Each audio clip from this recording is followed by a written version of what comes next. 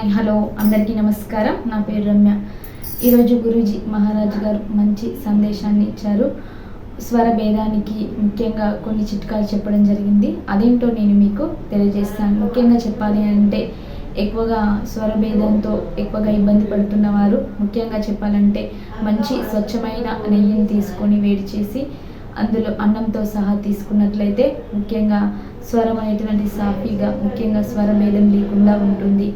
అయితే తాగినంతసేపు మనం వాటర్ని వేడి చేసుకొని గోరువెచ్చని నీరు తాగడం వల్ల కఫానికి ఏదైనా అడ్డుంటే తొలగిపోయి ముఖ్యంగా ఈ స్వర భేదం లేకుండా అనేటువంటిది చేస్తుంది.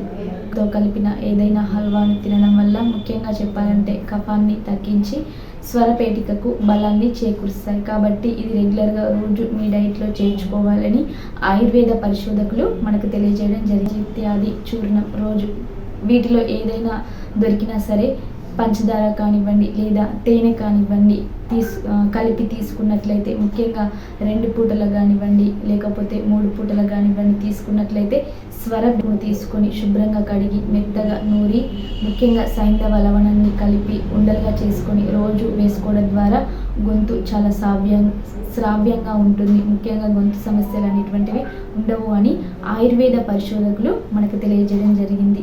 మన ఓంకారం ఆయుర్వేద ఫౌండేషన్ వ్యవస్థాపకులు శ్రీ గురూజీ మహారాజ్ గారు. ఈయన ఆయుర్వేదంలో 10 సంవత్సరాల అనుభవం కలిగి ఉచితంగా ఆయుర్వేద సేవలు ఎన్నో చేశారు. ఎలాంటి అనారోగ్య సమస్యలకైనా మా దగ్గర ఆయుర్వేద మందులు లభిస్తున్నాయి. ముఖ్యంగా డయాబెటీస్ కానివ్వండి, పైల్స్ కానివ్వండి, జాయింట్ పెయిన్స్ కానివ్వండి, కిడ్నీలో రాళ్ళకు కానివ్వండి మా దగ్గర ఆయుర్వేద మందులు లభిస్తున్నాయి. ముఖ్యంగా ఇవి ఎలాంటి కెమికల్స్ లేకుండా, ఎలాంటి పాలిషింగ్ లేకుండా ఉంటుంది. ఆయుర్వేదంలో PhD చేసిన డాక్టర్ల సలహా మేరకు మన ఓంకారం వారి ఆయుర్వేద ప్రోడక్ట్ మీ ముందుకు తీసుకురాబడింది. మీరు సంప్రదించవలసిన మా నెంబర్ 9494948166. వీడియో చూసిన వారు లైక్ చేసి, షేర్ చేసి అలాగే సబ్స్క్రైబ్ కూడా చేసుకోండి. పక్కనున్న బెల్ బటన్ని నొక్కడం ద్వారా మీకు మా ప్రతి వీడియో అప్డేట్స్ త్వరగా చేరుతాయి.